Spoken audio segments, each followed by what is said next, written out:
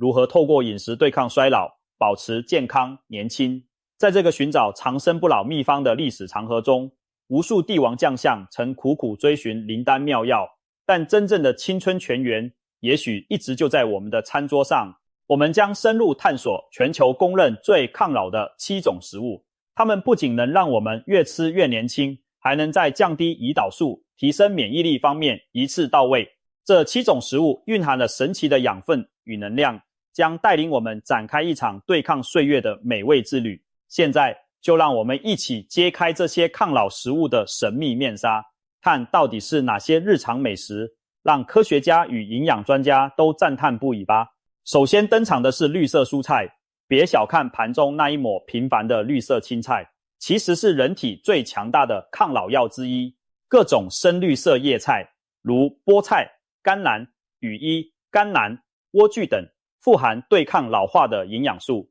它们拥有丰富的抗氧化物质，例如叶黄素、玉米黄素、贝塔、胡萝卜素和维生素 C 等，可以清除体内的自由基。自由基就好比体内产生的小恶魔分子，会攻击我们的细胞，造成损伤和突变，加速老化过程。而绿叶蔬菜中的抗氧化物就像消防队，迅速扑灭自由基这些火苗，保护细胞，避免被过度氧化。研究显示，经常食用富含叶黄素和玉米黄素的绿叶菜，有助降低老年黄斑部病变的风险，让眼睛保持年轻明亮。其中的贝塔、胡萝卜素和维生素 C 则能增强皮肤胶原蛋白合成，抵抗皱纹产生，让肌肤更显年轻有光泽。绿色蔬菜不仅抗氧化，还有抗癌和提高免疫的功效。比如西兰花、绿花椰菜这种十字花科蔬菜就富含一种神奇的植物化合物异硫氰酸酯，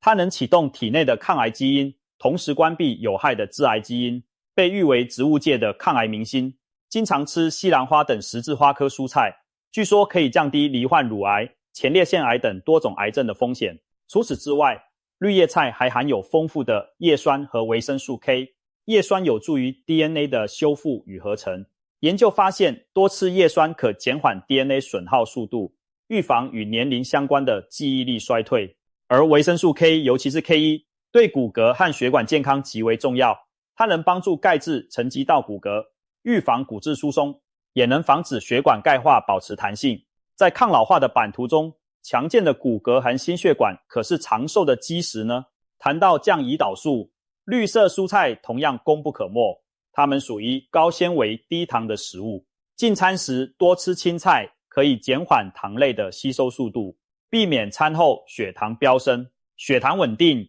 胰岛素分泌就不会过量，自然减轻胰岛素对身体的刺激。要知道，胰岛素是调节血糖的荷尔蒙，但胰岛素过高会促进脂肪囤积，引发炎症反应，被称为隐形的衰老推手。当我们长期摄入过多精制糖和淀粉时，胰岛素长期处于高档运转状态，不仅让身体提早进入老化模式，还可能导致第二型糖尿病等代谢问题。所以，大口享用一盘清脆欲滴的沙拉或烫青菜，不仅满足味蕾，更是在帮助我们对抗老化的元凶之一——胰岛素失控。下次吃饭时，记得先从青菜下筷吧，让这些绿色植物去帮你拦截多余的糖分。绿叶蔬菜的抗老威力如此强大，难怪全球长寿地区的人们餐餐都少不了它的身影。从希腊爱琴海的100岁老人，到日本冲绳的长寿村居民，他们的餐盘上永远堆满各色蔬菜和野菜。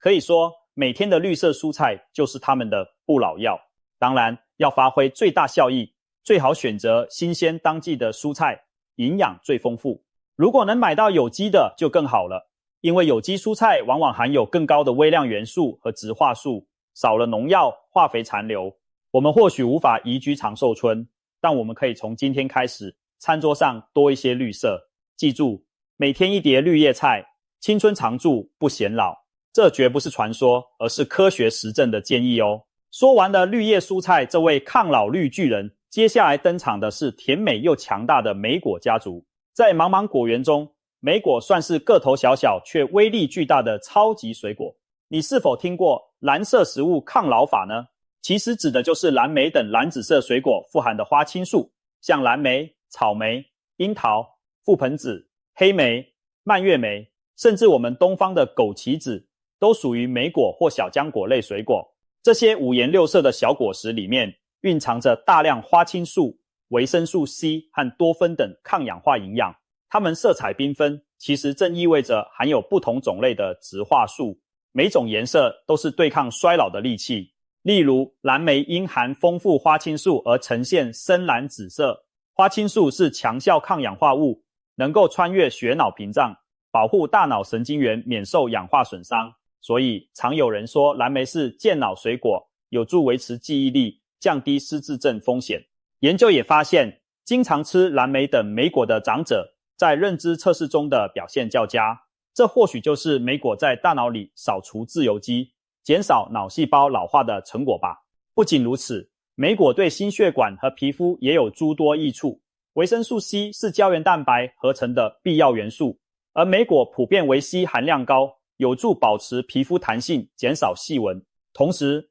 多酚类物质可以降低坏胆固醇 LDL 氧化，保护血管内皮，预防动脉硬化。想象一下，血管就像身体的河道，随着年龄增长可能逐渐淤积生锈，而莓果中的抗氧化剂就像防锈油，让血管保持年轻弹性，不易堵塞。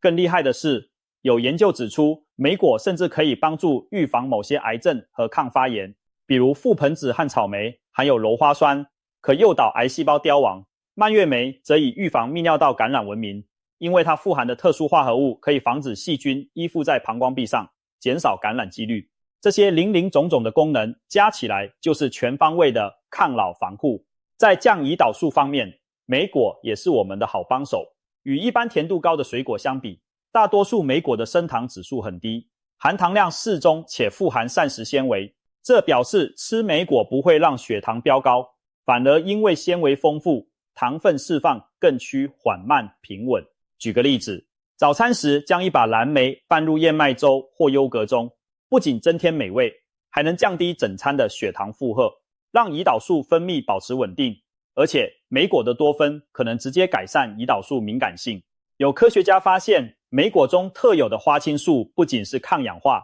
它还可以影响葡萄糖代谢路径，让细胞对胰岛素的反应更灵敏，协助将血糖更有效地运入细胞利用。换句话说，经常吃莓果的人，胰岛素在体内更能发挥正常功能，不容易出现胰岛素阻抗的问题。胰岛素平稳，身体就不会处于那种促肥促老的状态。难怪在很多针对第二型糖尿病的膳食建议中，都把蓝莓、草莓列为推荐的水果。谈到莓果，在东方文化中不得不提枸杞。枸杞子其实也是小小的浆果，它可是一位历史悠久的药食同源食材。民间有句老话，天天一把枸杞，青春永驻不老气。传说唐代的寿星李青云每天都用枸杞泡茶，所以才能活到超过100岁。虽然这只是传说，不能当真，但现代科学分析发现，枸杞富含贝塔、胡萝卜素、玉米黄素和多糖类等营养，其中的枸杞多糖具有免疫调节作用，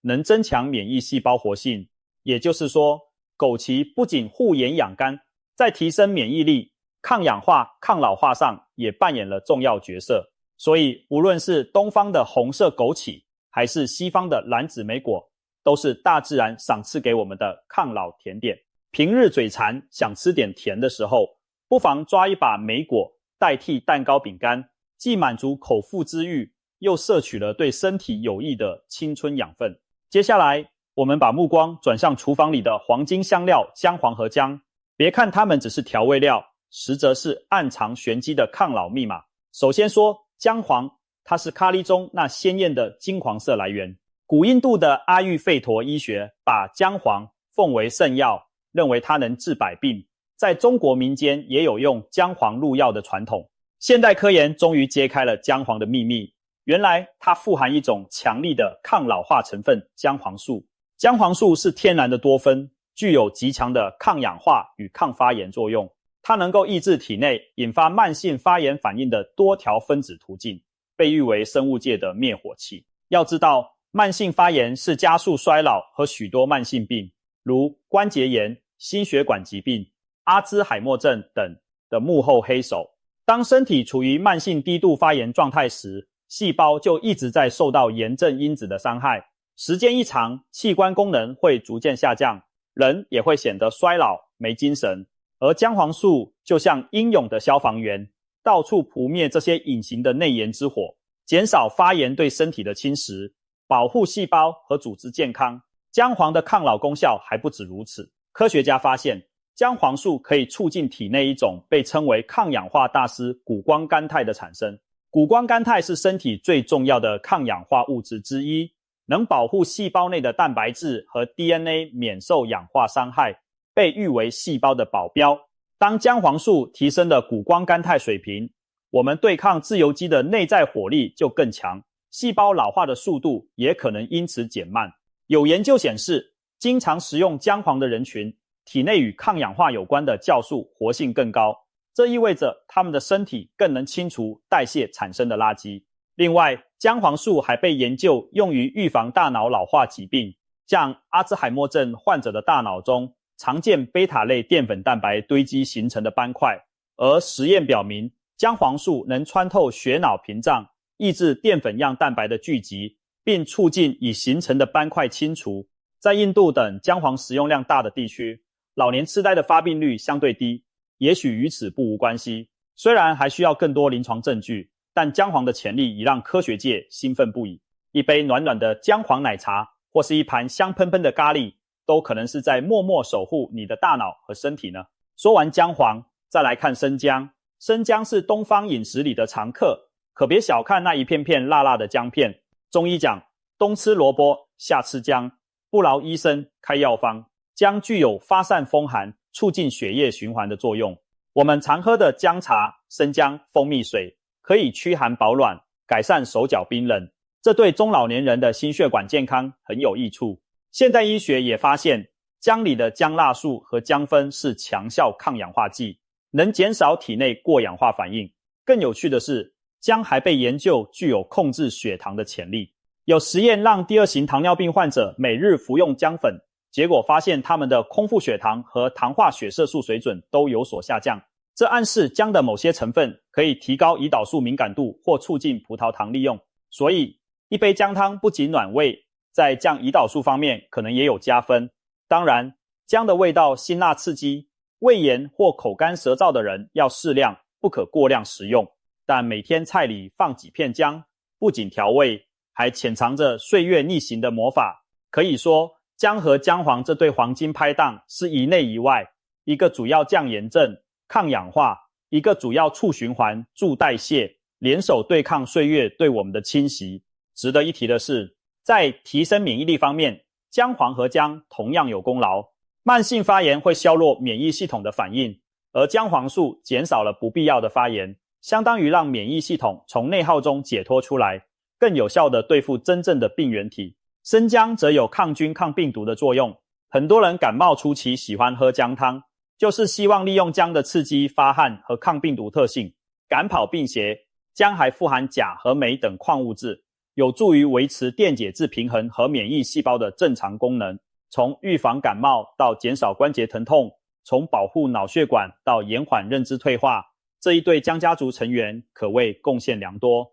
所以别忘了在日常烹调中善用这些大自然的抗老香料。煮汤时放点姜黄粉增色提味，清炒时加2片姜，或早晨冲杯姜黄姜茶，加点蜂蜜调和口感，都是不错的养生小秘方，让姜和姜黄为我们的健康保驾护航，抵挡岁月的偷袭。说到对抗岁月，我们再来认识一位重量级选手——大蒜。大蒜可是实至名归的天然抗生素和抗老尖兵。想象一下，一种食物既能杀菌防病，又能抗氧化防衰，听起来是不是很神奇？其实从古埃及时代开始，人们就知道大蒜的价值。相传建造金字塔的工人每天都要吃大蒜，为的是保持体力和避免生病。在中世纪的欧洲，大蒜被用来对抗黑死病瘟疫。20世纪的战争中，物资短缺时，苏联军队甚至用大蒜泥来给伤口消毒，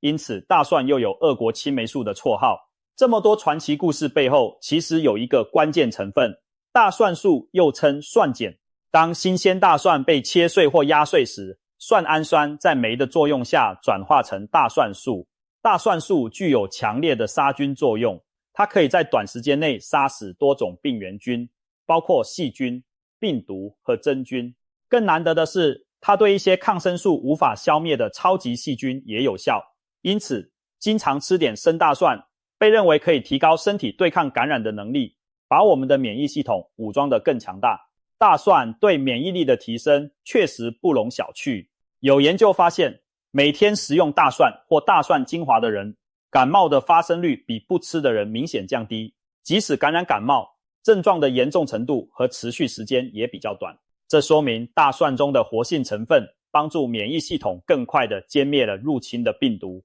不只是感冒，大蒜的抗病毒、抗菌范围很广，包括我们讨厌的肠胃炎病菌、念珠菌，以至于幽门螺杆菌等，都难逃大蒜的抑制。可以说，大蒜是大自然给人类的广谱抗菌剂。在抗生素问世前的漫长岁月里，它保护了无数人的健康。一直到现代，我们依然可以利用大蒜来强健身体，特别是在流感季节或疫情流行时，适当吃些大蒜有助于增强自身防御力。当然，如果要发挥最大效果，生吃或略为加热的大蒜效果最佳。长时间高温烹调会破坏大蒜素，所以蒜头还是切碎后生拌，或起锅前下锅拌炒几下即可，才能保留更多有效成分哦。除了抗感染，大蒜还是防心血管老化的一把好手。随着年龄增长，很多人会面临血压升高、血管硬化的问题。大蒜里丰富的硫化物恰恰有助于放松血管。大蒜素能刺激血管内皮细胞生成一氧化氮，这种分子可以使血管平滑肌放松，血管扩张，从而降低血压。研究显示，每天摄取适量的大蒜，对于轻中度高血压患者有一定降压作用，相当于天然的温和降血压药。另外，大蒜还可以减少血液中胆固醇的氧化。当坏胆固醇被氧化后，更容易附着在血管壁形成斑块，而大蒜的抗氧化特性正好阻止了这一步，预防动脉粥样硬化的发生。对中老年人来说，这无疑降低了心肌梗塞和中风的风险。不仅如此，大蒜甚至与癌症预防扯上关系。研究人员发现，在经常吃洋葱大蒜的地区，某些癌症，例如胃癌、大肠癌的发病率较低。实验室研究也证实，大蒜素能诱导癌细胞走向凋亡，也就是加速癌细胞的自杀程序。同时，它可以抑制致癌物质活化，阻止肿瘤、血管生成等等，从多方面干预癌症发展。当然，吃大蒜并不能保证不得癌症，但把它作为抗癌饮食的一环是有科学根据的。那大蒜在控糖抗老方面有没有帮助呢？有趣的是，尽管大蒜本身不含糖，还略带刺激性，但有小型研究指出，大蒜可能增进胰岛素敏感。大蒜中的含硫化合物被认为可以与细胞膜上的胰岛素受体发生作用，让细胞更容易利用胰岛素把血糖运进肌肉和肝脏储存。因此，适量的大蒜摄取有潜力帮助稳定血糖。另外，吃大蒜往往搭配饭菜，尤其是糖类食物中加点蒜，不仅美味，还可能稍微降低饭后血糖反应。虽然这方面的证据还在累积，但无论如何，大蒜几乎不含卡路里和碳水，加入菜肴中完全不会增加血糖负担，反而提供了抗氧化和循环改善的好处。所以我们大可放心的在日常饮食中多利用这个臭香的食材。或许你会担心吃了大蒜满口异味，其实饭后嚼几片茶叶或一根香菜可以缓解蒜味。如果还是不喜欢生食，市面上也有无味大蒜胶囊供选择，但最简单的办法还是烹调时加蒜提味，既享受美食，又默默为健康加分。大蒜这位平民英雄，每天来上1两半，长久坚持，可能就为你的健康筑起了一道抵御岁月的护城河。到目前为止，我们介绍的多是蔬果和植物性食物，现在让我们把目光投向海洋，迎接一位抗老明星，富含 Omega-3 脂肪酸的深海鱼。如果说蔬菜水果是陆地上的长寿秘宝，那么深海鱼就是来自海洋的青春飨宴，特别是像鲑鱼、沙丁鱼、青鱼、鲔鱼等油脂丰富的鱼类，它们体内蓄积的大量 Omega-3 多元不饱和脂肪酸，是科学界公认的抗发炎、护心脑的关键物质。Omega-3 脂肪酸中的2个重要成分 DHA 和 EPA 对人体好处多多。首先，它们是超强抗炎高手。Omega-3 可以抑制体内促发炎物质，如前列腺素和白三烯的合成，同时提高抗发炎因子的产生，帮助身体恢复到不易发炎的平衡状态。我们前面提到，慢性发炎会加速衰老，所以深海鱼油的抗炎效果等于是在替我们踩刹车，减缓老化。很多研究都显示，经常吃鱼的人体内发炎标志物水准较低，在风湿性关节炎等炎症性疾病上的症状也较轻。即使是皮肤 Omega-3 丰富，也能减少紫外线导致的发炎反应，从而减轻光老化。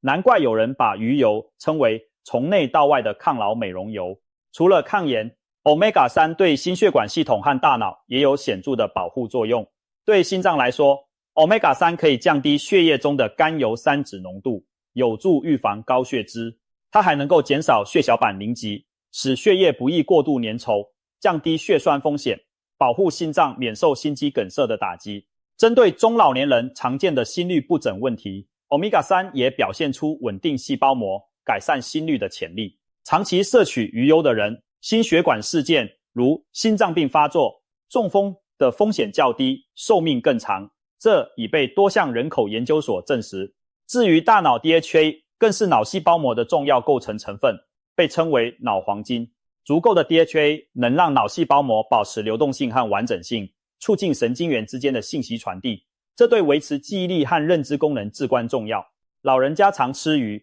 头脑比较灵活，这句话是有科学根据的。有研究比较爱吃鱼的老年人和很少吃鱼者，结果前者罹患失智症的比例显著偏低。甚至还有些研究推测， Omega-3 有延长端粒长度的作用。端粒是染色体末端的保护构造，随年龄增长而变短，换言之，就是可能减慢细胞老化。想想看，吃一顿美味的烤鲑鱼，潜藏着这么多生物学上的益处，是不是觉得更香了呢？现在从另一个角度来看，深海鱼的优势，低糖高蛋白，鱼肉含优质蛋白质，几乎不含碳水化合物，所以食用后对血糖的影响极小。如果我们以鱼肉替代部分红肉或精致淀粉，餐后血糖往往更平稳，胰岛素分泌负担也会减轻。举例而言，同样是摄取一份蛋白质，选择鲑鱼搭配蔬菜沙拉，比起吃糖醋排骨配白饭，明显前者对血糖和胰岛素更友善。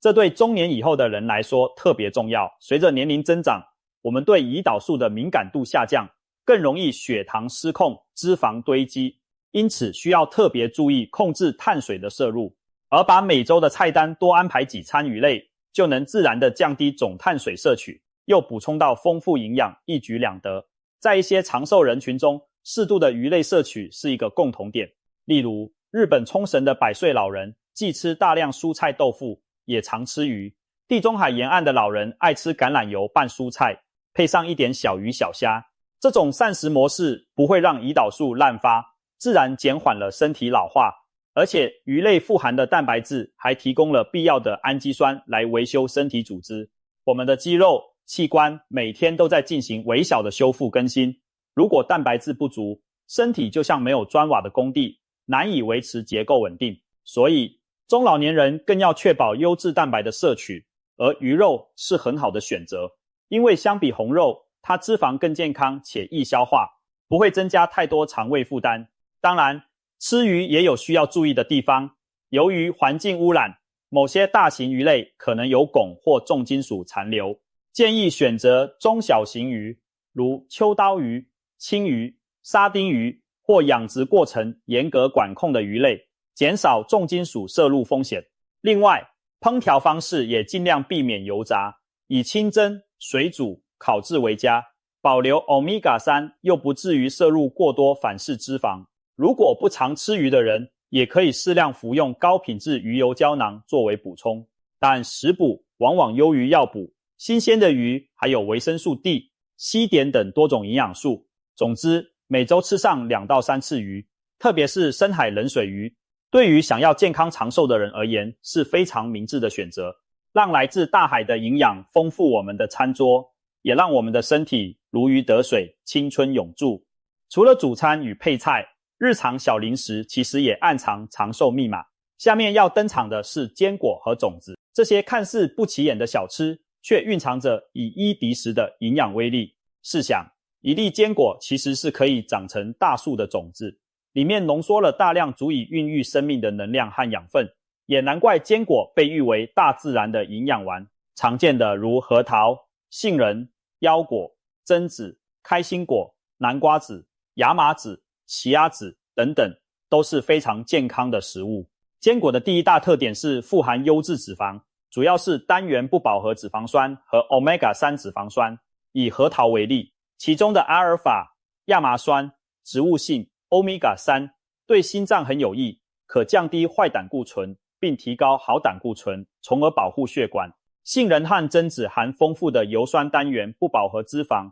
有助于改善血脂状况，减少内脏脂肪的囤积。不要以为脂肪都是不好的，其实这些好的脂肪抗炎又护心，正是身体所需要的。而且适量摄取健康脂肪，反而能让人有饱足感，减少对糖和精致淀粉的渴望，间接帮助控制体重。难怪很多减重或生酮饮食法都鼓励吃些坚果，就是这个道理。坚果的第二大优点是满载抗氧化维生素和矿物质，其中最有名的要数维生素 E， 它在坚果中特别丰富。维生素 E 是脂溶性抗氧化剂，可以中和脂质过氧化反应，保护细胞膜不被自由基破坏，被誉为青春维他命。想保持皮肤年轻，预防黑斑皱纹，维生素 E 必不可少。适当吃坚果有助改善皮肤干燥，让肤质细腻有光泽。除此之外，坚果和种子还提供镁、锌、硒等矿物质。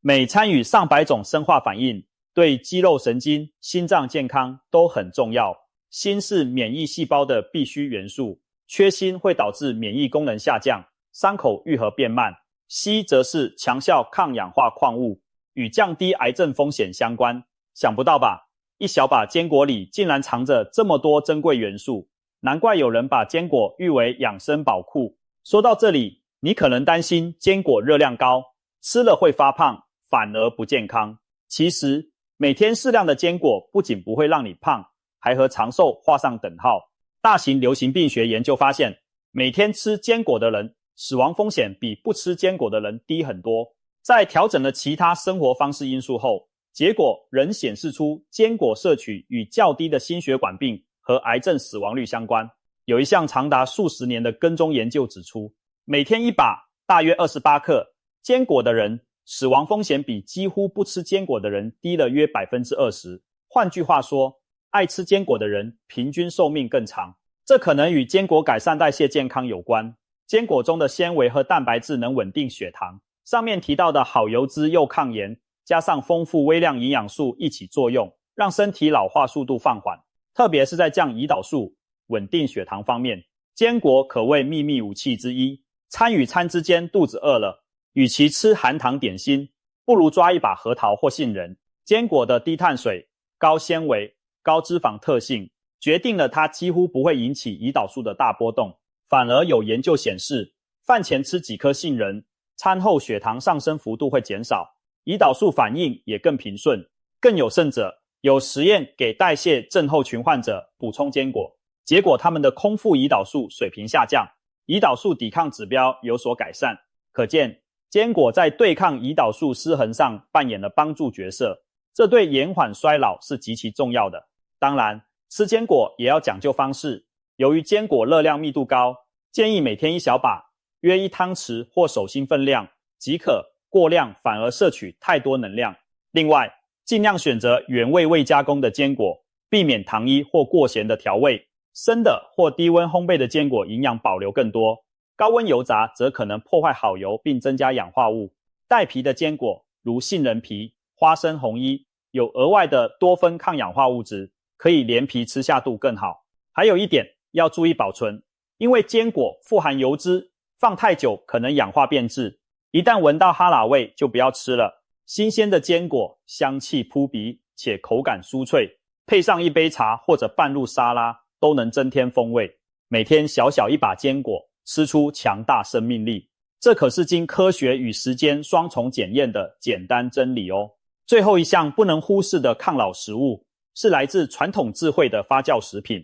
从酸奶到优格，从韩国泡菜到日本纳豆，再到中国的腌菜味噌汤，世界各地的发酵美食不胜枚举。这些食物有个共同点，经过微生物发酵的魔法，它们摇身一变成了养生保健的宝库。首先，以大家熟悉的优格、酸奶为例，牛奶经乳酸菌发酵变成酸奶，不仅更容易消化吸收，还多了很多好处。发酵过程中产生的益生菌能调节我们肠道的菌群生态。肠道可是人体最大的免疫器官之一，体内超过70%的免疫细胞都分布在肠道相关淋巴组织内，而益生菌像乳酸菌、双歧杆菌等，就像肠道的友菌，能抑制有害菌繁殖，维持肠壁屏障，使免疫系统处于良好状态。经常吃优格的人，往往肠胃更顺畅，抵抗力也相对较强。有研究指出，日常摄取发酵乳制品的人，感冒和肠胃感染的几率较低，甚至连过敏症状都有所缓解。这都是因为肠道免疫强大了，全身免疫功能自然提升。我们常说肠道健康，人就健康，维持年轻的免疫力，发酵食物功不可没。再看看亚洲传统的发酵食品，如纳豆和泡菜。纳豆是日本家喻户晓的长寿食物，许多日本老人家每天早餐都来一份纳豆配饭。纳豆黏黏湿湿，气味特殊，但它富含纳豆激酶和维生素 K2。纳豆激酶有助溶解血栓，改善血液循环，对预防中风和心梗很有益处。维生素 K2 则能将钙质正确地引导进骨骼，预防骨质疏松，同时防止钙沉积在动脉中，避免血管硬化。不仅如此，纳豆也是优质蛋白来源，加上发酵产生的益生菌，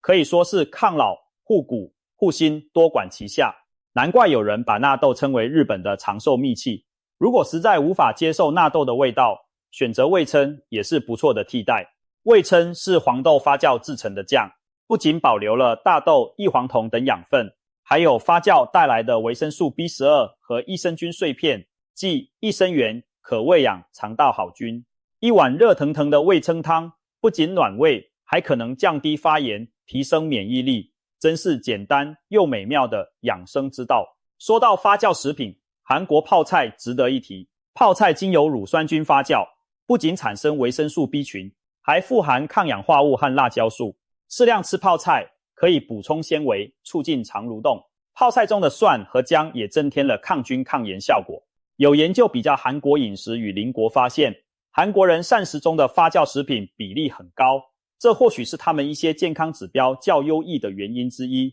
当然，泡菜含盐较高，食用要适量，但搭配主食少量佐餐即可发挥功效。除了泡菜，各国的腌菜，如德国酸菜、日本酱菜等，也都有类似的发酵争议。还有一种特别的发酵饮品叫康普茶，是将茶叶发酵产生酸甜带气泡的饮料，含有有机酸和益生菌，被不少养生族群追捧为排毒抗氧化的佳品。不过，康普茶酒精含量微量存在，要注意适度。发酵食品对降胰岛素的帮助可能比较间接，但绝对不容忽视。它们的作用主要在于改善肠道菌相，减少炎症，促进代谢。当肠道菌丛健康时，身体的代谢效率提高，细胞对胰岛素的反应也较灵敏。一些研究发现，肠道中某些益生菌比例高的人，往往葡萄糖代谢较好，腹部脂肪也较少。或许将来我们会发现，透过饮食补充益生菌，可以成为改善胰岛素抵抗的新策略。而眼下我们可以做的就是多吃发酵食物，让好菌在体内蓬勃生长。更何况发酵食品通常味道独特，能开启味蕾，增进食欲，对食欲不振的老人家也是很好的食疗品。同时，大部分发酵食品的原料都是蔬菜或豆奶之类，本身升糖指数低，在提供营养的同时，并不会让血糖剧烈波动。例如，酸奶相较于纯牛奶，乳糖被部分分解， GI 值就降低了。发酵豆制品比起白米饭更是高蛋白低糖，所以把发酵食品纳入日常饮食，可以说是一个提升整体饮食品质的妙招。看到这里，我们已经认识了7大类抗老食物英雄，有绿叶蔬菜这样的防老绿巨人，有莓果这样甜美的抗氧化小精灵，有姜、黄姜这对降盐双侠，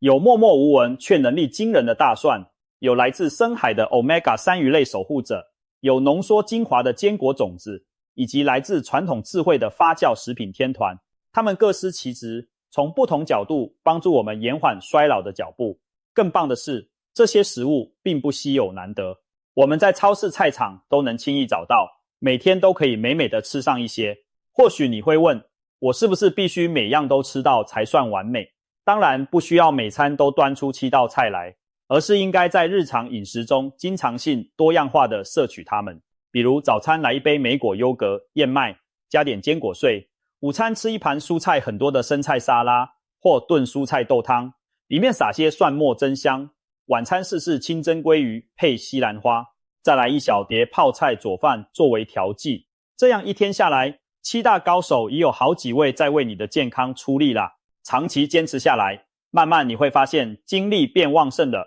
体重更稳定了，肠胃舒畅了，连皮肤状态也好了不少。这就是食物的奇迹。除了上述7个主角，其实大自然的抗老食物远不止这些。例如富含多酚的绿茶，含有白藜芦醇的葡萄和红酒。适量饮用红酒被认为有益心脏，但要节制。充满番茄红素的番茄，富含类黄酮的洋葱，高 Omega-3 的亚麻籽油和橄榄油，还有维生素 A 满满的胡萝卜、南瓜和地瓜等等，都对健康老化有帮助。比如说，地中海饮食被公认为世界上最健康的饮食模式之一，其中橄榄油、坚果、全谷、蔬果和适量红酒都是标配。又比如中国广西的巴马长寿村，以红薯、玉米等杂粮为主食，搭配各种豆类青菜，这些饮食习惯与他们高比例的100岁老人是密切相关的。由此可见，关键其实在于均衡多样和天然未加工。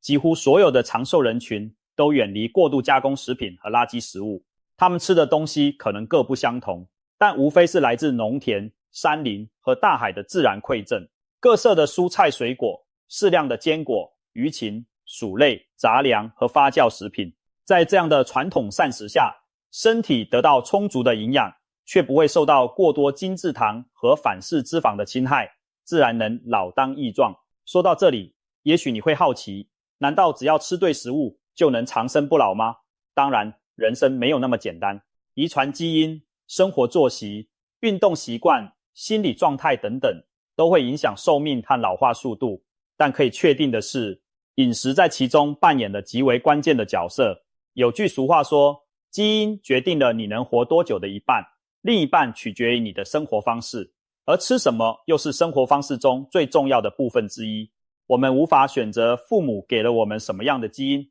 但我们可以选择每天送进嘴里的是加速衰老的垃圾食物，还是延缓衰老的优质食物。如果你选择后者，其实就已经比大多数人更接近健康长寿的目标了。在众多影响因素中，胰岛素常被称为生酮之药或衰老开关。掌控好胰岛素是抗老的核心策略之一。当我们大量摄入精制糖类和含糖饮料，胰岛素就不得不频繁大量分泌来降低血糖。长期下来，细胞对胰岛素逐渐变得麻木，也就是胰岛素阻抗，血糖越来越难控制，恶性循环就此展开。而胰岛素过多本身又会促进发炎和脂肪囤积，让身体陷入衰老和病变的泥沼。因此，保持胰岛素稳定低水平几乎是抗老的头号秘诀之一。还好，今天我们介绍的这些食物都在帮助我们朝这个方向努力。高纤维低 GI 的蔬菜水果，优质蛋白和健康脂肪丰富的鱼和坚果，改善代谢的发酵食物，它们共同作用，让血糖不上下过山车，让胰岛细胞得到休息，让身体处于一种平和而高效的代谢状态。在这种状态下，我们的荷尔蒙更加平衡，免疫更加稳健，细胞修复也能有条不紊地进行。如此一来，衰老的脚步就会变慢，甚至某种程度上出现逆转迹象。除了饮食，我们也不能忽视其他抗老、良方、规律运动可以提高胰岛素敏感性，促进血液循环，并刺激体内抗衰老的酶。充足睡眠则是天然的身体修复时间。睡好了人自然精神焕发，减压放松心情，更是让我们保持年轻心态的重要因素。心理年龄年轻了，生理年龄往往也会跟着年轻，这些和健康饮食相结合，才能发挥最大功效。然而，相较于运动和睡眠，饮食改变往往是最直接可行的起点。每天3餐都是我们可以把握的抗老机会，不需要特殊设备，也不需要昂贵的补品，只要在超市精挑细选，在厨房巧妙搭配，每个人都可以成为自己健康的厨房医生。想象一下这样的未来，也许再过若干年，科学家真能研发出某种神奇药丸，让细胞返老还童。但在那一天到来之前，我们其实早已拥有一系列天然的不老药，它们就是一盘盘色香味俱全的食物。透过均衡营养和智慧的饮食选择，我们完全可以在银发岁月里依然保持强健的体魄和敏捷的头脑。我们无法阻止时间流逝，但我们可以决定以什么状态去迎接时间。当别人还在寻找长生不老的灵丹，您已经每天把抗老的秘密吃进了肚里。与其奢望奇迹，不如从现在开始，好好享受每一餐的同时，为未来的自己储蓄健康。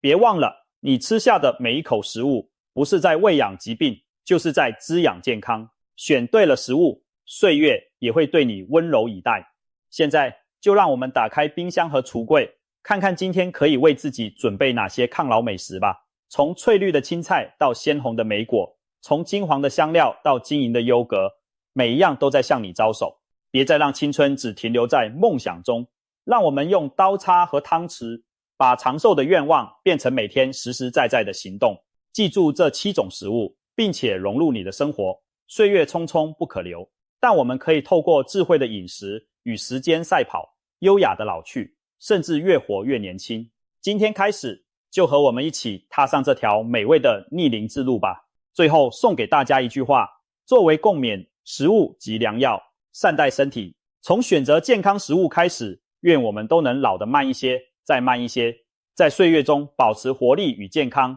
笑看人生风景，长长久久。一起加油，为更长寿的未来干杯！